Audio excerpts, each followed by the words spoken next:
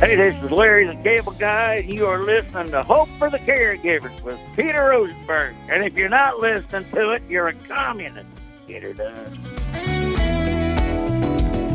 Welcome to Hope for the Caregiver. This is Peter Rosenberger. This is the nation's #1 show for you as a family caregiver. For those of you who are pushing the wheelchair, staying up late at night, cleaning, doing laundry, back and forth to doctor's offices, taking care of someone who has some kind of impairment, paying the bills, back and forth to the rehab center, organizing family, name it. There's so many different scenarios of caregiving. How are you doing as a caregiver? What's going on with you? How are you holding up? That's what this show is all about. If you want to be a part of the show, you're certainly welcome to call in. We'd love to have you. 877-655-6755, 877-655-6755. And when you call, you will hear that voice that you've come to know and love. Not mine. I'm talking about the Count of Mighty Disco, John Butler. Here he is, everyone. Oh, thank you so much, Peter. It has been some time since I heard that fantastic theme. Oh, Ed and I did that for you today. Oh, that's lovely. Oh, hey, speaking of which, I got a present for you. You know what you call a cow with really long legs? No, I don't know. High stakes. Okay. Don't quit your day job, John. All right. Yeah. Known for his day joke. I mean, his dad jokes. He's John. Are you well? I am well. And that's. I was going to ask you the same thing. How you doing, man? Well, I had the surgery and I've been recovering from it. Right. It's a bit.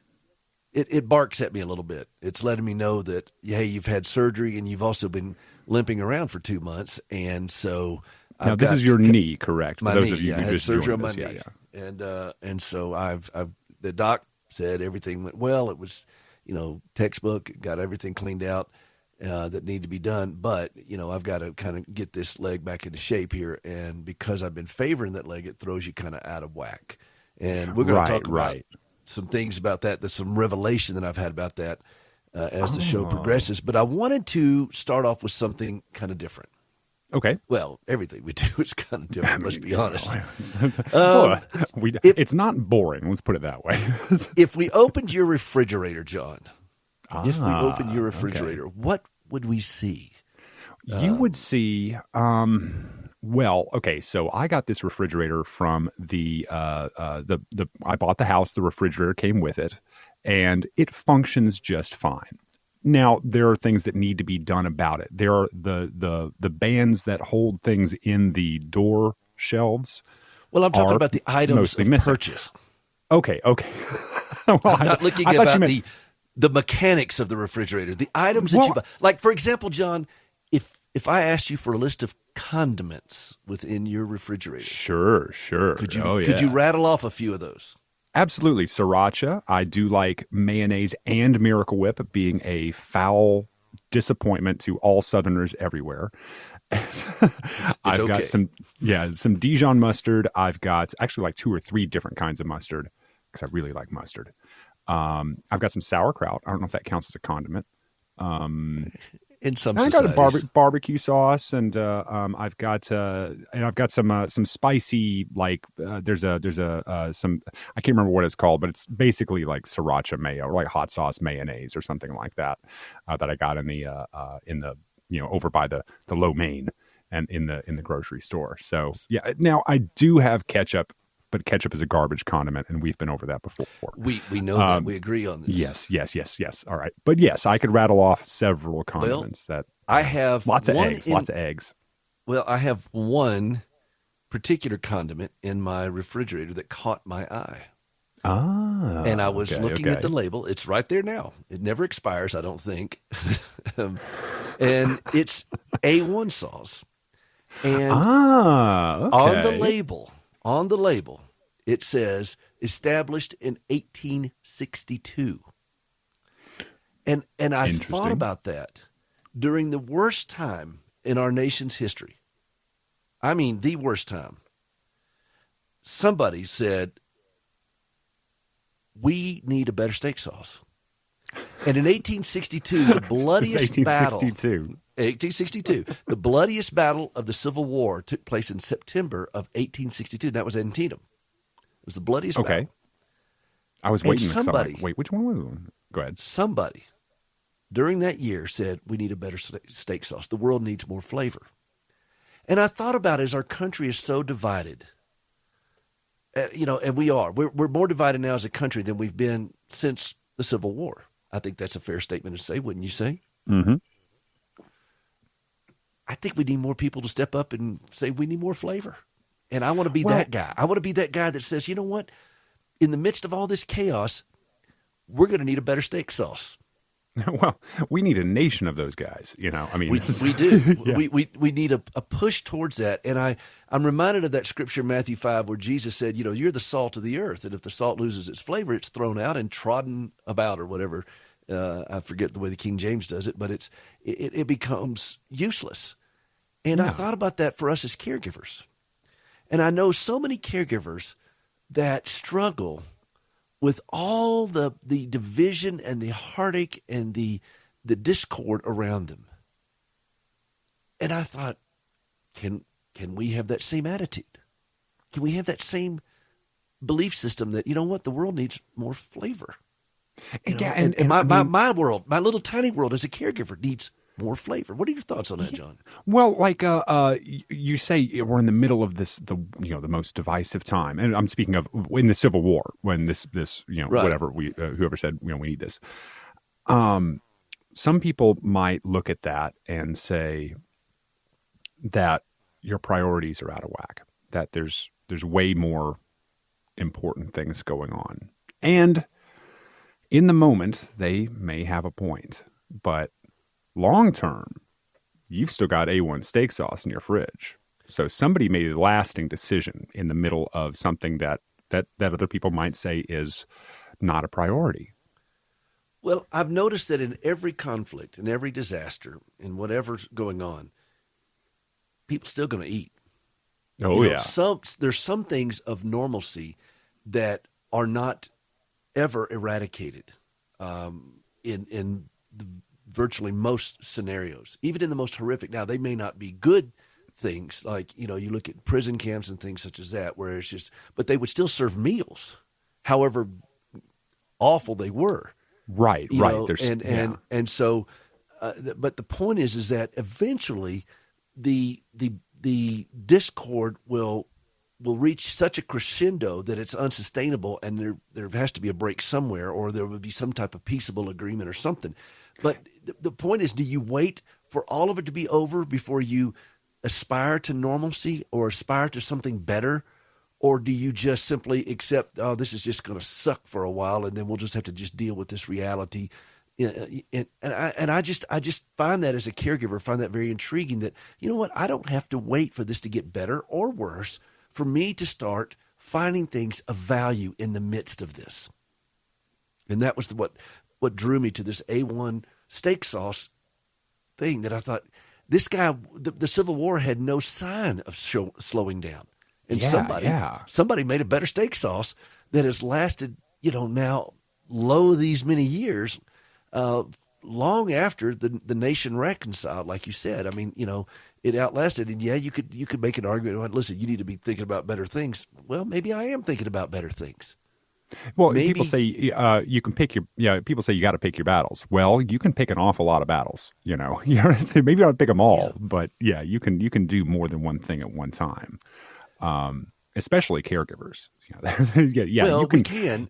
Yeah, and it doesn't have to be, the circumstances don't have to be perfect for us to sit down and have meaningful moments. Yeah. And if we wait for them to be perfect, even if we're eating a steak on the battlefield, if we wait for them to be perfect, we're going to be waiting a long time. But if we will accept the fact that even in the midst of a battle, we can still have a meaningful moment of a meaningful meal or something. And I think about that with caregivers, because I talk to so many of them who are just beside themselves with angst and frustration and anger and resentment and rage and, all the things that accompany the journey of a caregiver. And can you stop for a moment and be flavor in the midst of that? Can you do this? And if so, what does that look like? How do you do that? Yeah, and we're coming up on the holidays, so this is. I mean, we just had one, and and if you're a Catholic, this is another one. But we're coming up on the holidays, and that is a sometimes very difficult time for caregivers. But it's one that is very related to flavor and very related to a very human experience of being together with people that you love. And being able to take that break and really, maybe not a break even, but just, sitting with the feeling of normalcy. There was a word that flew out of my brain that I was thinking of, that you can divert some of the tension away. Okay. Meal times with caregivers can be challenging anyway, but when you get together at the holidays, you're right. The Thanksgiving and into Christmas and New Year's and so forth, but the holidays are stressful times on any family, and it's going to be particularly stressful with the coronavirus. Yeah, but especially with Carl coming over. I mean, I don't know. We all know Carl, but with a caregiver, the stress is just amped beyond sometimes the pale. We're already running from a deficit. What are some of the things that we can do to bring flavor to the moment, even in the midst of the craziness? And I think part of the first thing, if you want to stay with the allegory of creating a steak sauce, is you let things simmer for a while. Sometimes it just has to just cook slowly. I don't know how to make steak sauce, but I would imagine that whoever's doing this, they're not cooking it rapidly in the microwave, all the ingredients. They're letting things simmer slowly, and the flavors all kind of merge together. They're letting things just kind of slowly, I love a crock pot. So sometimes it's okay to slow down. Yeah. I say often, because I love to cook. Just really, I made some steak this weekend. It was fantastic.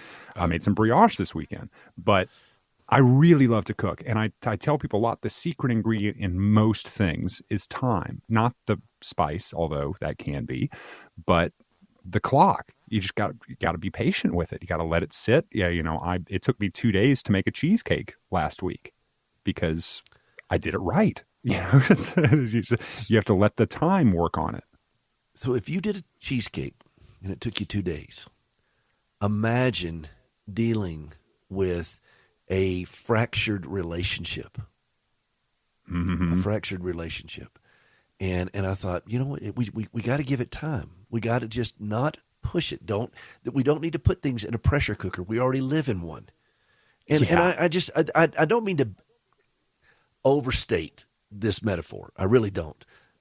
However, it's a really good one because I still want to be that guy in the midst of whatever craziness. Can I bring some better flavor that's going to transcend the craziness that's going on around me? Sometimes it's music, which is a big part of my life. Sometimes it's learning to just be quiet. One of the ways that we can add flavor to it is not to put too much stuff into it. Sometimes it's not about the notes you play, Yeah, and I rarely have had to make amends for things that I don't say. It happens, but it's very, very rare. Rare. But sometimes the best flavor is the silence and the quiet. And you and I have talked about this before. The great 60s, 70s artist, she's still around. I mean, she's been doing this for a long time. But Joni Mitchell, I remember a quote she said to a bass player one time on a session. She said, "You have a marvelous use of space." And I thought that was a really good quote, that we don't have to fill up everything with sound, noise. We don't have to oversalt it. We don't have to overspice it. Sometimes we can just moderation. And as caregivers, how about that? Maybe can we use that as a principle to be that guy that says, in the midst of whatever craziness, let me add some more flavor to this. Let me be a positive influence to this and not just the same old conflict. Think about it. We'll be back after the break. Hope for the Caregiver. This is Peter Rosenberger along with John Butler. Healthy caregivers make better caregivers. Today's a great day to start.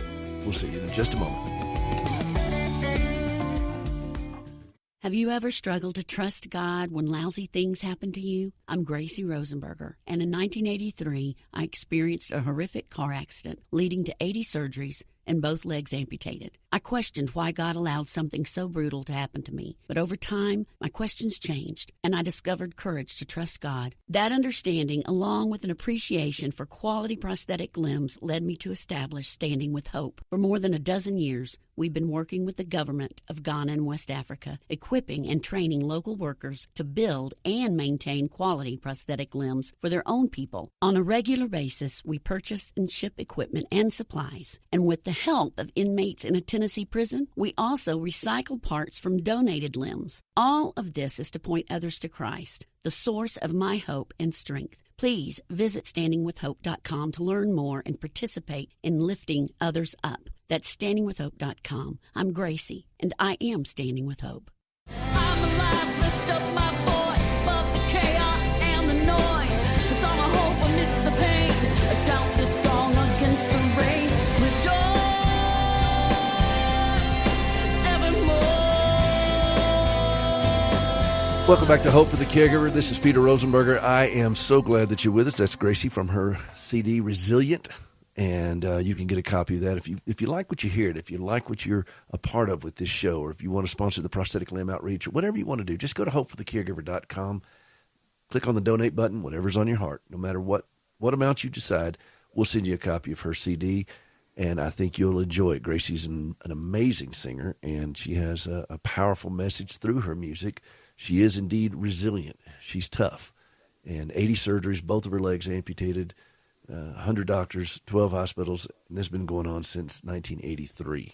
So that is a tough gal right there, and she has an amazing voice. So check it out, hopeforthecaregiver.com. We're talking about amazing works too, by the way. So check it out. Amazing work. Yes, she does, because she was the one that envisioned the whole prosthetic limb outreach, and so she's tough. She's a good gal. And she's put up with you all the time. So, we didn't want to go there. That was unnecessary. That was uncalled for. That was uncalled for. But it's indeed, my apologies. All right, that's all right. It's actually very called for. But we're talking about being flavor, being part of a. There's a saying that we learn in martial arts: if you're not part of the solution, you're part of the problem.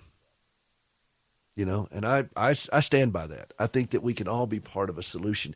And particularly as we watch the political climate in this country, I mean, there's so much discord. There is so much angst going on. And we all have our strong opinions. John, this is the first time I've ever heard you know what the only consensus among the news media is? Go on. You may I'm be sorry. surprised. I'm waiting for the shoe to drop here. Whether you're watching MSNBC or Fox or whoever, Rush Limbaugh, whoever, it doesn't matter. No matter who you listen to, I think they're all agreeing on one thing. The number of independents in this country has dwindled down to almost nil. Yeah, like undecided voters, they don't exist really. I don't think they're around. And so we all have a strong opinion of some level. But here's the reality. No matter who wins an election, if you're a caregiver today, you're going to be dealing with that caregiving reality the day after the election, and the day after that, and the day after that. And even after your loved one passes away, you'll still be dealing with that caregiving reality of how it's affected your life. So why do you want who you are, your personality, and everything like that? Everything, even your hair color. And I say that because mine is white. So why wait? Let's go ahead and start. And this is, I'm preaching to myself here too, because I need to be the flavor in my life.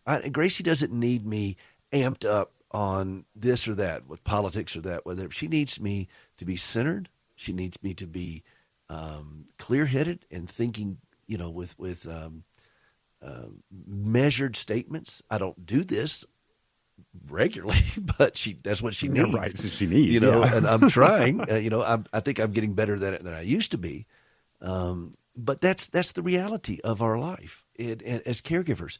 And so by getting ourselves involved in drama that we don't need, we do our civic duty. We vote and we support and do the things that we do, but we don't have to, you can't get embroiled in some of these things because you're not going to win. I mean, there's no upside to getting into an argument. Right. This. About this many times, like we talked about priorities earlier, and flavor should be a little bit more of a priority and everything. But when you get down to it, there's, like you said, there's whatever the results of whatever election we're talking about, it's going to affect caregivers very little in the short term. There can be long term reasons and everything like that, but you're still going to get up and you're still going to, bring home the bacon and fry it in a pan, do whatever. And never let her forget I'm a man. I am. That's not going to change. My life is not going to change in that regards. And so I have to be a little bit more measured, patient. Like I said, we simmer and not boil. And as you said, the best food, the key ingredients for most food preparation is time. And I think it is for relationships. It's time. Yeah.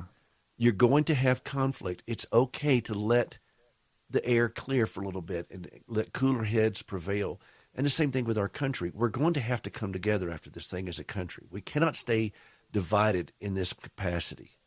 And so we have to start having conversations with people, maybe people that are on different sides of issues than we are. And that's okay, but to win hearts and minds, you don't use a baseball bat. It's hard to break bread together when the restaurant's in flames. So we have to just dial it back a little bit and learn to try to see it maybe from someone else's perspective. Even if we end up still not agreeing with them, but to be able to see it from their perspective, to be able to know why they are believing the way that they believe and everything like that. It's incredibly difficult, but also really, really important. And how does that, relate back to being a caregiver? Well, putting yourself in a different mindset. Yeah. Try to see it from someone else's perspective. And we caregivers by nature tend to be a little bit more empathetic. That's why we're caregivers. I get it. But, that's part of our journey is also learning these things so that we can be a little bit more measured along the way. And I think when we see things like this and when we try to understand and see the big picture, it helps us and it helps us realize that, okay, this is a very broken world with all types of travails. But go back to this thing here. During the year of the bloodiest battle of the Civil War, somebody had an idea for a better steak sauce. And I got to tell you, I just want to be that guy, and in the midst of all this chaos that we're going through as a country, where are my fellow steak sauce makers? Where are the steak sauce? Well, where are your fellow optimists is really what I was going to go with this. Like, that is an optimistic thing to do. Like, bloodiest battle of the Civil War.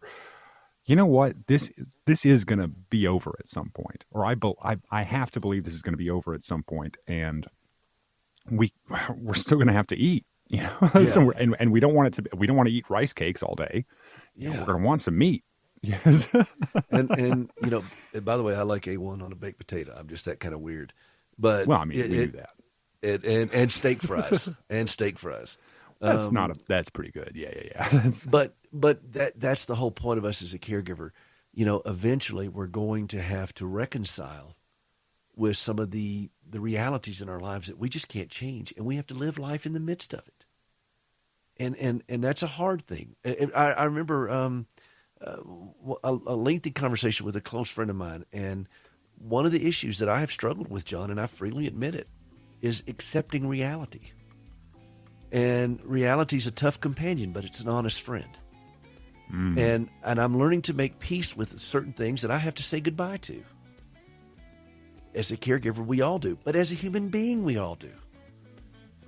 But that doesn't mean I can't say hello to some wonderful new things as a caregiver as well. These are lessons that I'm learning, and I hope that's been important to you. We've got more to go after the break. John is going to bring his wisdom to this as well. And aren't you glad we have John with us? I'm glad that you. This is Peter Rosenberger. This is Hope for the Caregiver. Healthy caregivers make better caregivers. We'll be right back.